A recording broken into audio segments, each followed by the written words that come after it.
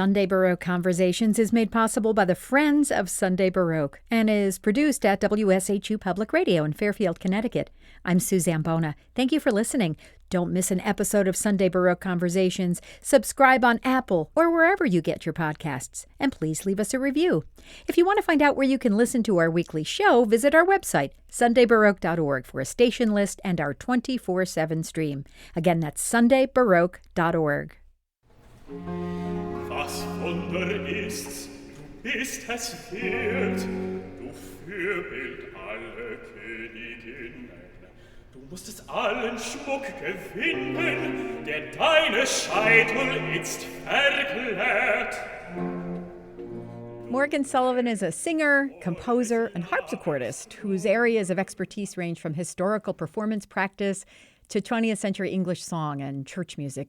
She trained at Peabody Conservatory and Yale School of Music and has performed with many early music groups, including some you've heard on Sunday Baroque, like Bach Collegium Japan and Folger Consort and American Baroque Orchestra. Morgan Sullivan also teaches with a particular focus on providing gender-affirming voice care. Morgan Sullivan speaks with me on Zoom about her career in music. Welcome. Thanks for having me. Yeah, it's a pleasure to meet you. Let's start by talking about your own personal path as a musician. How did you start in music? You're a singer. A lot of people start singing just when they're little, but also you became interested in harpsichord. So I'd love to know kind of how you got started in that as well. Yeah, so I have actually gotten a very late start in singing compared to a lot of my colleagues. I got into it by accident. I come from a military family, and when our family was stationed in New York, you may be familiar with the NISMA standards for music education in New York, but you are required to do a music appreciation course or orchestra, band, choir, whatever.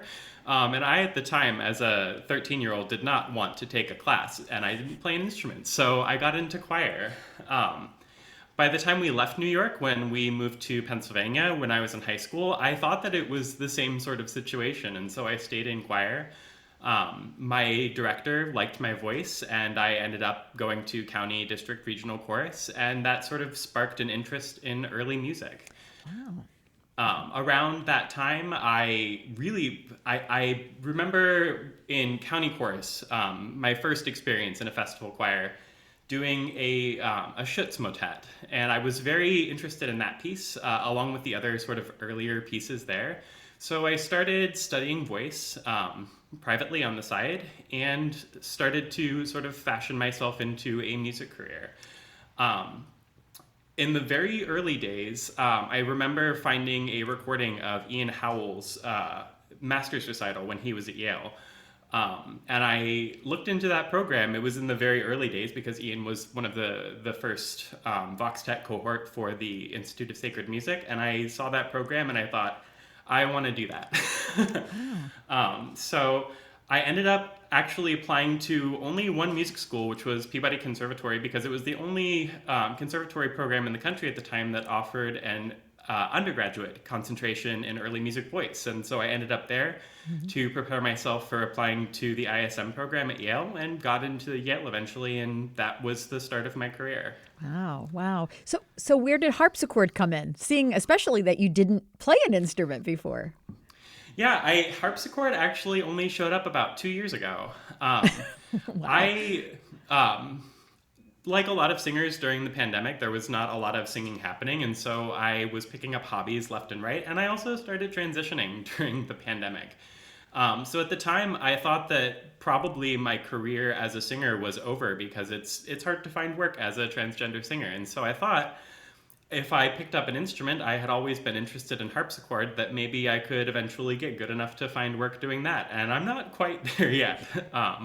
But I do have a lot of fun playing harpsichord, and I think my education as an early music specialist has really prepared me for it. And so it's just been a thing I've done on the side, and I've really enjoyed learning music from a different perspective on the keyboard. Did you ever get back to New Haven? To pick up the harpsichord, actually. Oh, so where's the harpsichord from? I can't remember who I bought it from. An organist living in, I think I picked it up in East Rock. Oh, cool. The instrument itself is a 1970 Z-box, we call them, the Zuckerman straight sides Yeah. from the Restoration period. Uh-huh. And it has always been owned by keyboardists. So it's in beautiful condition and has actually been a really good starter instrument in that it wasn't too expensive. And so when I learned how to do repairs and voicing work and all of that kind of stuff, I don't feel too scared to do the tinkering. Mm-hmm. Um, I remember the first time I broke a wire. It was one of the most terrifying experiences, and I did not have that G5 for about 3 weeks Oh my gosh. as I ordered a new wire of the correct gauge. But Oh my gosh. it's been fun learning how to actually maintain the instrument just as much as it has been to play it. So this is really cool because I have to tell you, I speak with a lot of musicians who are early music specialists and historical performance practice experts. And usually, not always, but usually their story is a little bit different from yours in that they played a modern instrument at some point, early, and then someone along the way, a teacher, a friend, a colleague, whatever, introduced them to some earlier version of their instrument. Like I'm a flute player, for example. I play only modern flute, but I have a lot of flute colleagues who play Baroque flute and say, I played the flute. I was a good flute player, but then somebody put a Baroque flute in my hands and, it was like my perfect fit. So it's a little bit of a different story that you really sort of dove almost straight into early music. And you're saying that it really resonated with you. And I'm just curious, maybe you're not aware of what it was, but can you describe in any way like what it was that spoke to you most specifically about the early music? I think the thing that really inspires me about early music is that it is such a diverse academic practice. I think before sort of common practice period, a lot of people are not really aware that there were different ways of doing music in Europe that were really, really disparate between countries and different periods. And so something that really attracted me to early music is that there is an academic approach. You have to study the context of the music, and you have to study the ornamentation of that particular period in that particular country. And generally, the thing that really, really interested me, especially as a singer, was ornamentation. I remember in undergrad, I had a year-long class with Adam Pearl, who's a harpsichordist. And the book that we use to study ornamentation is thousands of pages long.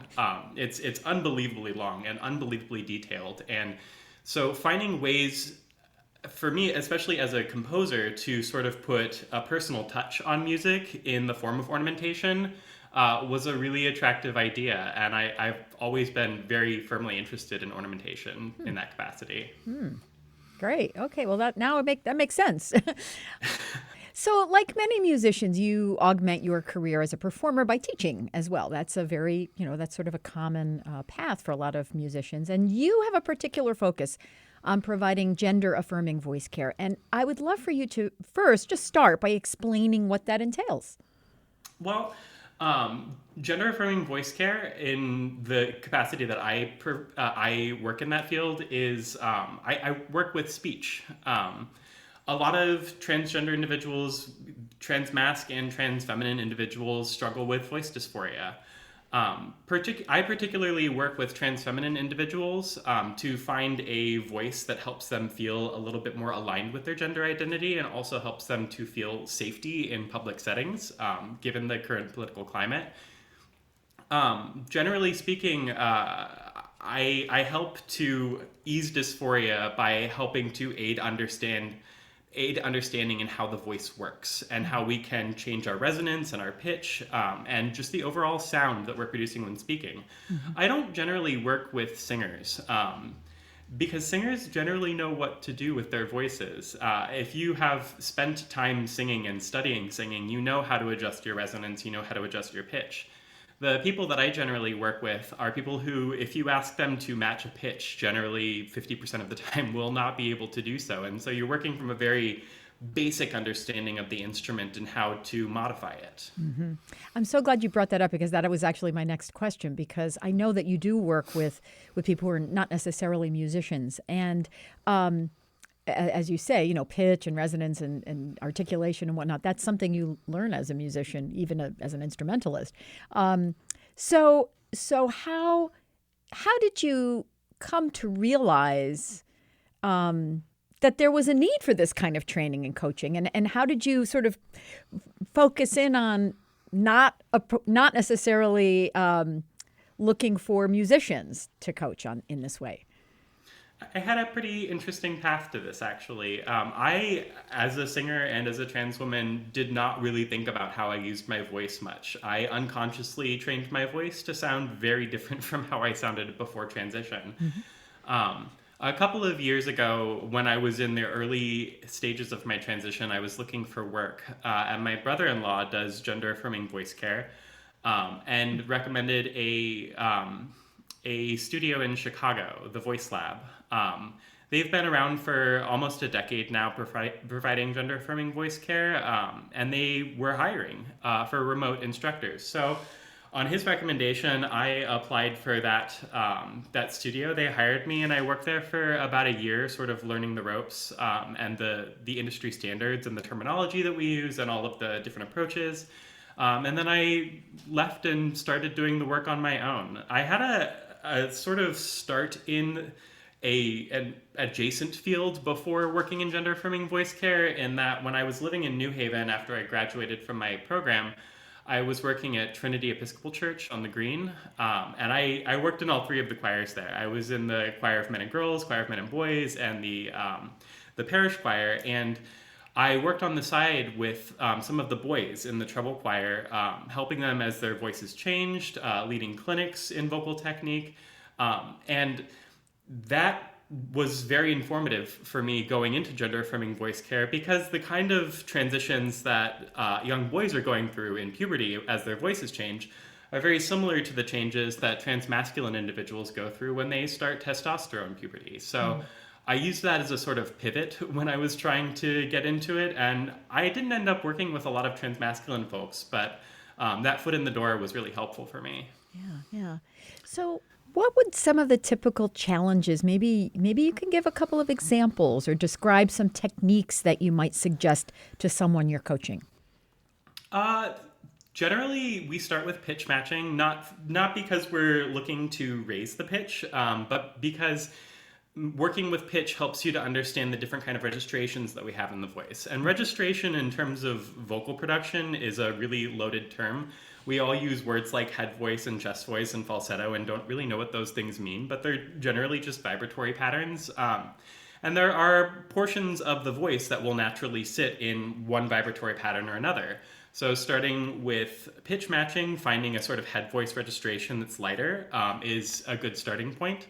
From there, adjusting things like resonance. An exercise that I use pretty frequently to understand modifying laryngeal posture is big dog, little dog. It sounds like a really silly exercise, and it is. Basically, imitating the sound of a large dog panting and a small dog panting is going to naturally raise and lower your laryngeal posture.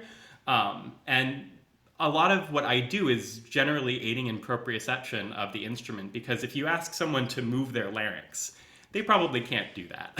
But if you give them an example of something that will automatically modify their position, they can understand what they're feeling as that's happening and be able to do it without the exercise. Mm-hmm. Another exercise that I go through that my clients really, really hate is called eification, where generally the most closed position that you have in terms of vowel is an E vowel. So reading extended passages of text, but putting in an E vowel for all of the vowels instead, just sort of replacing them. Yeah. And then learning that posture in the oral cavity and putting the vowels back in will give you a more frontal resonance.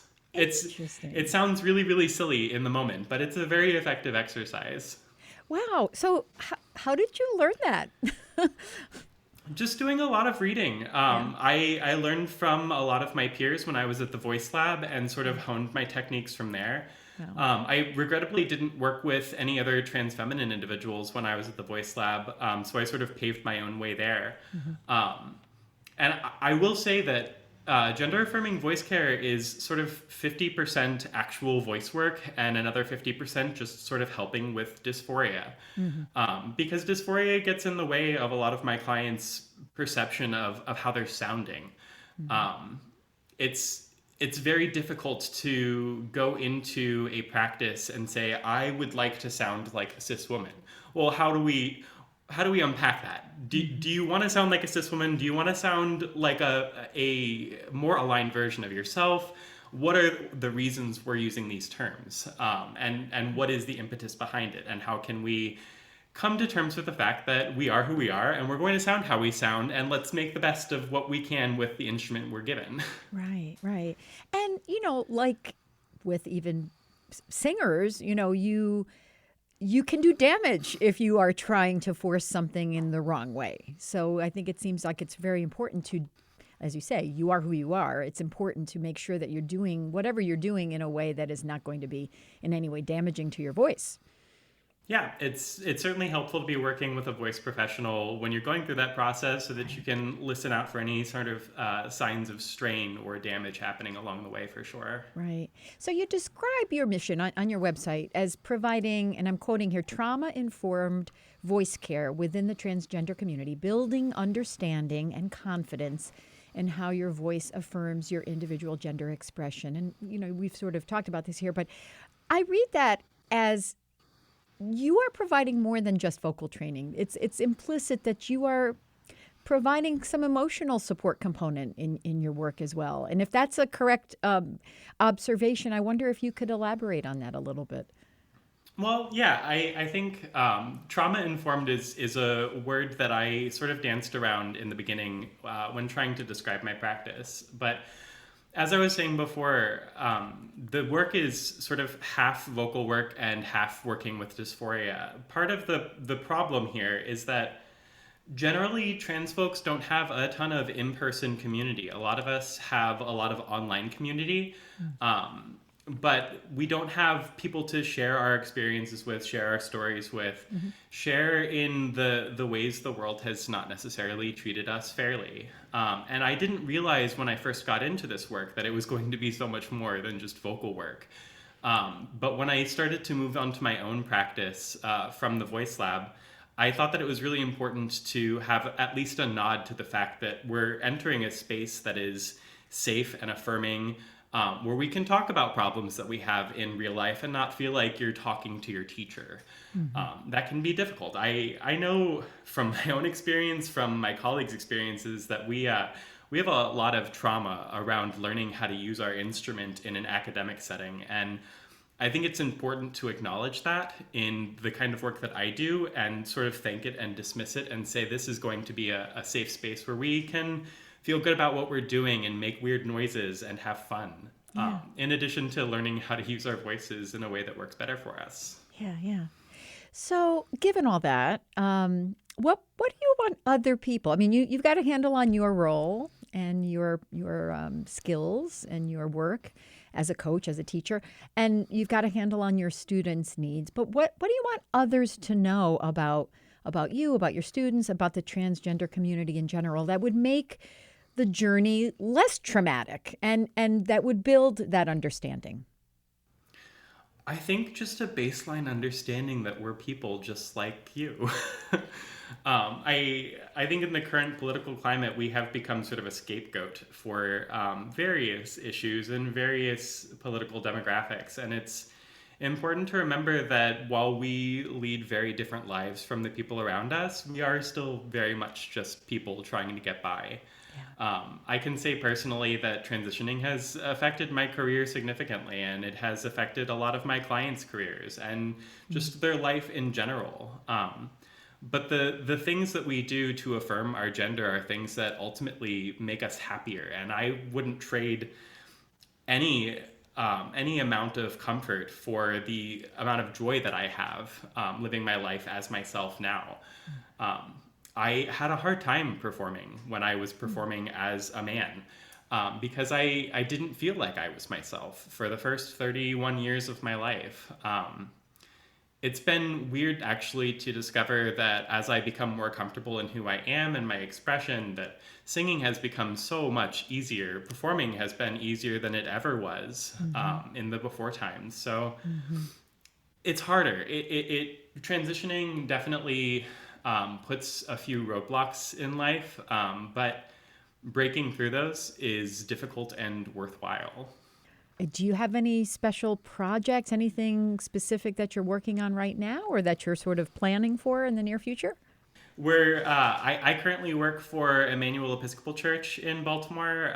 We are a professional choir, 16 entirely professional ensemble members, and we put on about a dozen concerts per year in addition to our liturgical duties. This Friday, we are doing BWV 235, which is Bach's G minor Mass, a piece I've done before and love. It's quite virtuosic. We are additionally doing Hasse's Miserere, which is another repeat of a piece that I've done before, but very seldom performed. Hasse, we tend to think of his opera output and not so much his liturgical output after he vacated Germany and Austria. And in addition to that, we're doing one of Zelenka's Magnificats with a period Baroque orchestra. Cool. Do you have anything on your sort of your wish list as a performer? Some role or some work that you would really love to do? This is going to sound maybe weird. I've done dozens and dozens of Bach passions, and all of the arias and all of the named roles except for Jesus. And I think that is probably a much taller order post transition than it would have been before. But I would really love to get back into the passion circuit and maybe have an opportunity to tackle that really meaty sing. I have been speaking on Zoom with singer, composer, harpsichordist, and voice teacher and coach Morgan Sullivan about her career in music. Thank you so much. Thank you for having me. Siehe, ich sage euch ein Geheimnis.